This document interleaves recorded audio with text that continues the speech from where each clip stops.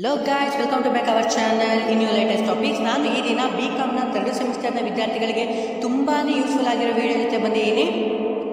ಏನಪ್ಪ ಅಂತ ಅಂದರೆ ಬಿಸ್ನೆಸ್ ಸ್ಟ್ಯಾಟಿಸ್ಟಿಕ್ಸ್ ಏನಿದೆ ಈ ಸತಿ ನಮಗೆ 3rd ಸೆಮಿಸ್ಟರ್ನ BComನ ವಿದ್ಯಾರ್ಥಿಗಳಿಗೆ ಬಿಸ್ನೆಸ್ ಸ್ಟ್ಯಾಟಿಸ್ಟಿಕ್ಸ್ ಏನಿದೆ ಸೊ ಅದರ ಪೇಪರ್ ಬಗ್ಗೆ ನಾನು ರಿವ್ಯೂ ಮಾಡೋಕ್ಕೆ ಬಂದಿದ್ದೀನಿ. ನೋಡಿ, ಇಲ್ಲಿ ಮೊದಲನೇದಾಗಿ ಬಿಸ್ನೆಸ್ ಸ್ಟ್ಯಾಟಿಸ್ಟಿಕ್ಸ್, ಇದು ತುಮಕೂರು ಯೂನಿವರ್ಸಿಟಿಯ ಈಗಿನ ಮಾರ್ಚ್ ಮತ್ತು ಏಪ್ರಿಲ್ 2023ನಲ್ಲಿ ನಡೆದಿರುವಂತಹ ಇದೊಂದು ಪೇಪರು.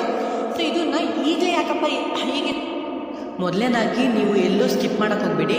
ಯಾಕಪ್ಪ ಅಂತ ಅಂದರೆ ಸೊ 1 ಮಾರ್ಕ್ಸಿಗೆ ಆಗಿರ್ಬೋದು, 2 ಮಾರ್ಕ್ಸಿಗೆ ಆಗಿರ್ಬೋದು. ಸೊ ಎಕ್ಸ್ಪ್ಲೇನ್ ಮಾಡ್ಕೊತಾ 4 ಮಾರ್ಕ್ಸಿಗೆ ಮತ್ತು 12 ಮಾರ್ಕ್ಸಿಗೆ ಪ್ರತಿಯೊಂದು ಫಾರ್ಮುಲಾಸು ಇದೇ ರೀತಿ ಬರಬೇಕು ಅನ್ನೋದನ್ನು ನಾನು ತಿಳಿಸ್ಕೊಟ್ಟಿದ್ದೀನಿ. ಸೊ ಯಾರು ಸ್ಕಿಪ್ ಮಾಡೋಕ್ಕೆ ಹೋಗ್ಬಿಡಿ, ನಿಮಗೆ ತುಂಬಾ ಯೂಸ್ಫುಲ್ ಆಗಿರುತ್ತೆ ಅಂತ ಹೇಳ್ತಾ ಬನ್ನಿ ಗಾಯ್ಸ್, ಈ ವಿಡಿಯೋ ಶುರು ಮಾಡೋಣ. ಈ ವಿಡಿಯೋ ಶುರು ಮಾಡೋಕ್ಕಿಂತ ಮುಂಚೆ ಈ ವಿಡಿಯೋ ಇಷ್ಟ ಆದರೆ ಒಂದು ಲೈಕ್ ಮಾಡಿ. ಅದೇ ನಿಮ್ಮ ಫ್ರೆಂಡ್ ಇದೇ ಈ ವಿಡಿಯೋ ಇಷ್ಟ ಆದರೆ ನಿಮ್ಮ ಫ್ರೆಂಡ್ಗಳಿಗೂ ಶೇರ್ ಮಾಡಿ. ಅದೇ ರೀತಿ ನಮ್ಮ ಚಾನಲ್ನ ಸಬ್ಸ್ಕ್ರೈಬ್ ಮಾಡ್ಕೊಂಡಿಲ್ಲಪ್ಪ ಅಂತಂದರೆ ತಪ್ಪದೇ ಸಬ್ಸ್ಕ್ರೈಬ್ ಮಾಡ್ಕೊಳ್ಳಿ. ಯಾಕಪ್ಪ ಅಂತಂದರೆ ಇನ್ನು ಮುಂದೆ ಮಾಡೋ ಹೊಸ ವಿಡಿಯೋಗಳು BComನಲ್ಲಿರೋ BComಗೆ ಇರೋ ಅಪ್ಡೇಟ್ಸ್ ಆಗಿರ್ಬೋದು, ಮತ್ತು ತುಮಕೂರು ಯೂನಿವರ್ಸಿಟಿ ಅಪ್ಡೇಟ್ಸ್ ಆಗಿರ್ಬೋದು, ಮತ್ತು BComಗೆ ಸಂಬಂಧಪಟ್ಟಂತೆ ಕೆಲವೊಂದು ಅಪ್ಡೇಟ್ಸ್ ಆಗಿರ್ಬೋದು. ಸೊ ಅವೆಲ್ಲ ನಿಮಗೆ ತಿಳ್ಕೊಬೇಕು. ನಾನು ವಿಡಿಯೋ ಅಪ್ಲೋಡ್ ಮಾಡಿದ ತಕ್ಷಣ ಬೇಕು ಅಂದರೆ ತಪ್ಪದೇ ಸಬ್ಸ್ಕ್ರೈಬ್ ಮಾಡ್ಕೊಳ್ಳಿ ಅಪ್ಪ ಅಂತಂದ. ಬನ್ನಿ ಗಾಯ್ಸ್, ಈ ವಿಡಿಯೋ ಶುರು ಮಾಡೋಣ. ನೋಡಿ ಗಾಯ್ಸ್, ಮೊದಲೇದಾಗಿ ಬಿಸ್ನೆಸ್ ಸ್ಟ್ಯಾಟಿಸ್ಟಿಕ್ಸ್, ಇದು ನಮಗೊಂದು ಕೋರ್ ಸಬ್ಜೆಕ್ಟು.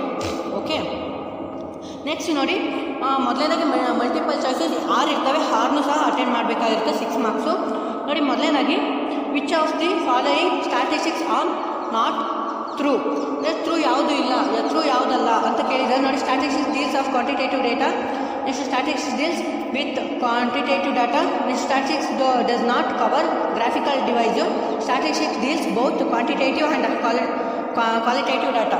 ಸೊ ನಿಮ್ಗೇನಾದರೂ ಸಪೋಸ್ ಏನಾದ್ರು MCQ ಟೈಪ್ ಆನ್ಸರ್ ಗೊತ್ತಾಗಲಿಲ್ಲ ಅಂತ ಅಂದರೆ ಸೊ ಕಮೆಂಟ್ ಮಾಡಿ, ನಿಮಗೆ ತಿಳಿಸ್ಕೊಡಕ್ಕೆ ಮಾಡ್ತೀನಿ. ಈಗ ಸುಮ್ಮನೆ ವಿಡಿಯೋ ಲೆಂತಿ ಆಗುತ್ತೆ, ನೋಡ್ಕೊಳ್ಳಿ. ಇನ್ನು ನೆಕ್ಸ್ಟ್ ನೋಡೋದಾದರೆ the coefficient variations of the series 60%, standard deviation is 20 through the value of arithmetic ಮೀನು, ಅಂದರೆ sigma x divided by n.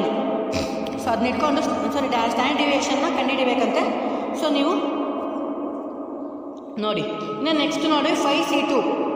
Okay, 5C2 is equal to ನೋಡಿ 20, 10, 30, 25.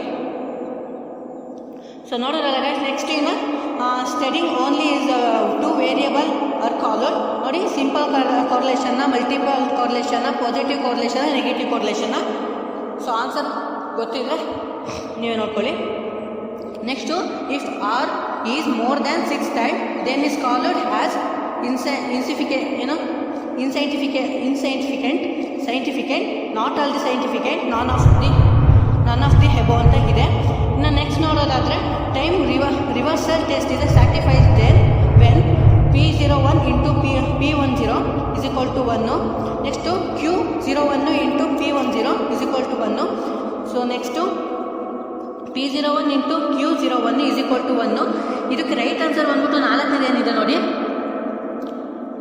P01 into Q10 is equal to 1. ಇಷ್ಟು ನಿಮಗೆ MCQ type ಆಗಿರುತ್ತೆ. ಇನ್ನು 2 marks ಯಾವ ರೀತಿ ಕ್ವಶನ್ನ ಕೇಳಿದ್ದಾರೆ ನೋಡಿ. ಸೊ ಮೊದಲನೇದಾಗಿ ನೋಡಿ, what do you mean by statistics, ಅಂದರೆ ಸ್ಟ್ಯಾಟಿಸ್ಟಿಕ್ಸ್ ಅಂದರೆ ಏನು, ಅದು ಮೀನಿಂಗ್ನ ನೀವು ಬರೋದು 2 ಮಾರ್ಕ್ಸು. ಇನ್ನು state any 4 requisites of good ಅವರೇಜಸ್ಸು.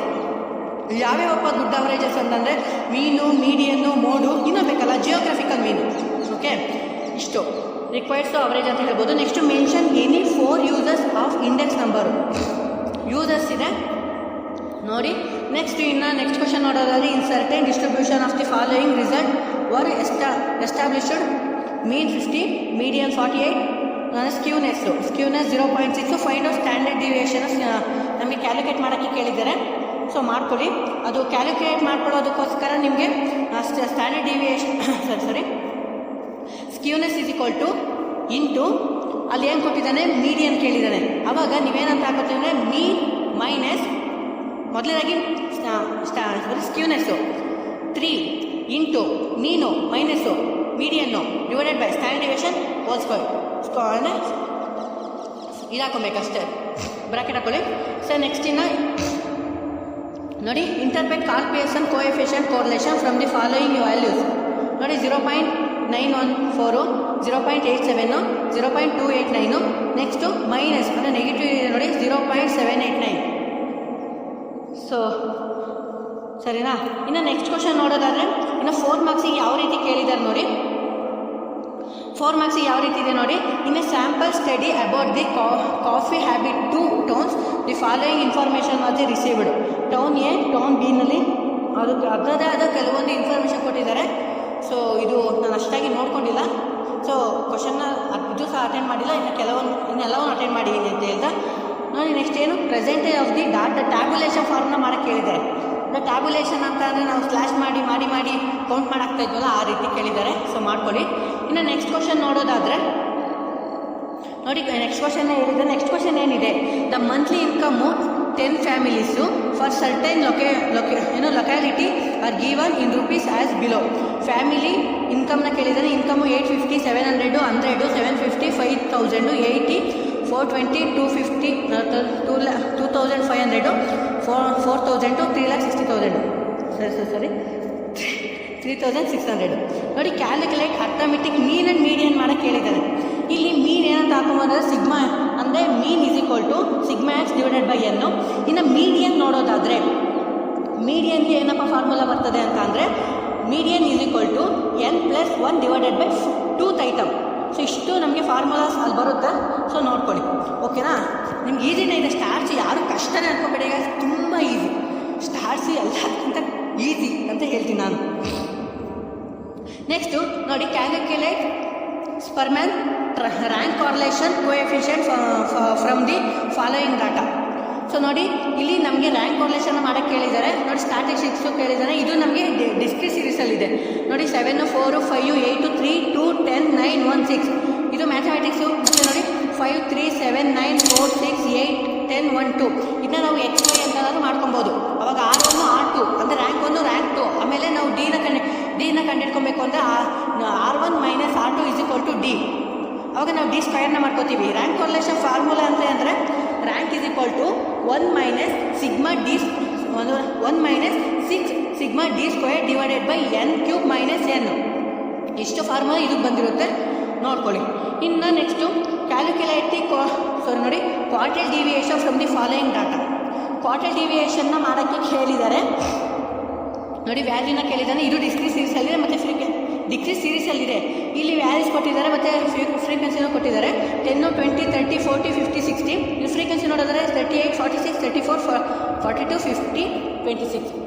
ಇದಕ್ಕೆ ಫಾರ್ಮುಲಾ ಕ್ವಾರ್ಟೈಲ್ ಡಿವಿಯೇಷನ್ ಫಾರ್ಮುಲಾ ಏನಪ್ಪ ಅಂತಂದರೆ ಕ್ವಾರ್ಟೈಲ್ ಡಿವಿಯೇಷನ್ ಅಥವಾ ನಾವು ಕ್ಯೂ ಡಿ ಅಂತ ಹೇಳ್ತೀವಿ.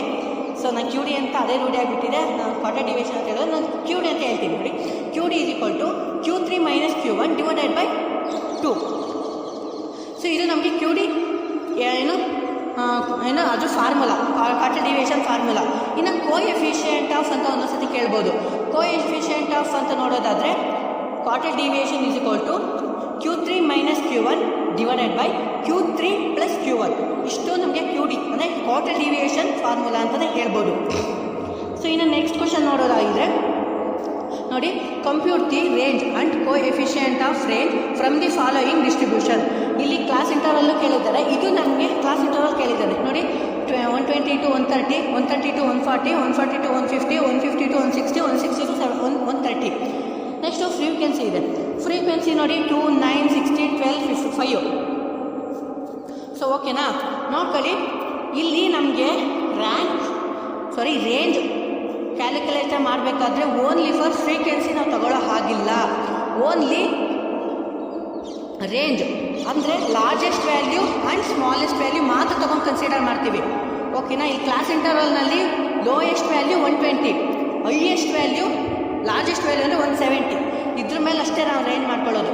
ರೇಂಜ್ ಫಾರ್ಮುಲಾ ಏನು ಓಕೆನಾ. Range is equal to largest value minus smallest value, ಇಷ್ಟು ಬಂದಿರುತ್ತೆ. ಓಕೆ. ಇನ್ನು ಅದೇ ಕೋಎಫಿಷಿಯೆಂಟ್ ಆಫ್ ರೇಂಜ್ ಅಂತ ಅಂದರೆ range is equal to largest value minus smallest value divided by largest value plus smallest value. ಇದನ್ನು calculate ಮಾಡಿದ್ರೆ ನಮಗೆ ರೇಂಜ್ ಸಿಕ್ಬಿಡುತ್ತೆ. ಇಷ್ಟೇ ರೇಂಜ್ ಫಾರ್ಮುಲಾ. ಇನ್ನು ನೆಕ್ಸ್ಟು ಇಲ್ಲಿವರೆಗೂ ನೋಡಿದ್ದು ನಾವು 4 ಮಾರ್ಕ್ಸು. ಇನ್ನು 12 ಮಾರ್ಕ್ಸ್ ಯಾವ ರೀತಿ ಇದೆಯಪ್ಪ ಅಂತ ನೋಡೋದಾದರೆ, ಸೊ ಈ ವಿಡಿಯೋ ಇಷ್ಟ ಆಗಿರುತ್ತೆ. ತಪ್ಪದೇ ನಿಮ್ಮ ಫ್ರೆಂಡ್ಗಳಿಗೂ ಶೇರ್ ಮಾಡಿ. ತುಂಬ ಅವರಿಗೆ ಯೂಸ್ಫುಲ್ ಆಗಿರುತ್ತೆ ಅಂತ ಅಂದ್ಕೋತೀನಿ. ಇನ್ನು ಮುಂದೆ ಬರುವ ಸ್ಟೂಡೆಂಟ್ಗಳು ಈಗೇನು ನ್ಯೂ ಕಮರ್ಸ್ ಬರ್ತಾ ಇದ್ದಾರೋ ನ್ಯೂ ಕಮರ್ಸ್ ಅವರಿಗೂ ಸಹ ಈ ವಿಡಿಯೋ ತುಂಬಾ ಹೆಲ್ಪ್ಫುಲ್ ಆಗುತ್ತೆ ಅಂತ ಹೇಳ್ತಾ ಬನ್ನಿ ಗೈಸ್ ಇದು ನೋಡೋಣ. ಓಕೆನಾ, ನೋಡಿ calculate the average marks and median from the following distribution. ನೋಡಿ ಇದು ನಮಗೆ degree ಸೀರೀಸಲ್ಲಿದೆ. 43, 48, 65, 57, 31, 60, 31, 67, 37, 48, 78. Next number of student 2, 4, 5, 3, 2, 4, 5, 7, 6. ಇಲ್ಲಿ ಕ್ಯಾಲ್ಕುಲೇಟ್ ಏನನ್ನ ಕೇಳಿದ್ದಾರೆ ನೋಡಿ, ಅವರೇಜ್ ಮಾರ್ಕ್ಸ್ನ ಮೀಡಿಯನ್ ಮಾಡ್ಕೊಬೇಕಂತ ಹೇಳಿದ್ದಾರೆ. ನೀವು ಮೀಡಿಯನ್ನ ಮಾಡಬೇಕಂತೆ. ಸೊ ನೋಡ್ಕೊಳ್ಳಿ. ಬಟ್ ನಾನು ಅದನ್ನು ಮಾಡಿಲ್ಲ. ನೀವು ಮಿಕ್ಕಿರೋದನ್ನು ನಾನು ಮಾಡ್ಕೊಂಡಿದ್ದೀನಿ.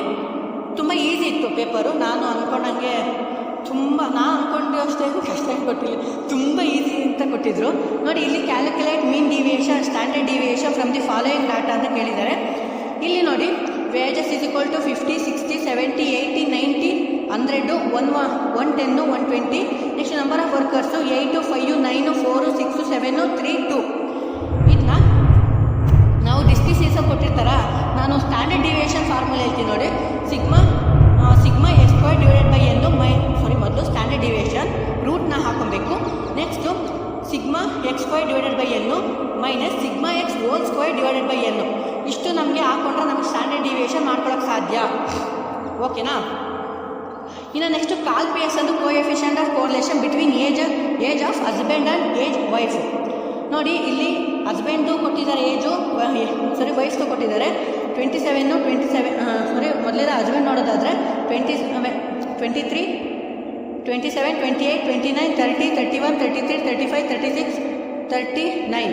ಇನ್ನು ಏಜ್ ವೈಫ್ ನೋಡೋದಾದರೆ 18, 22, 23, 24, 25, 26, 28, 29, 30, 32.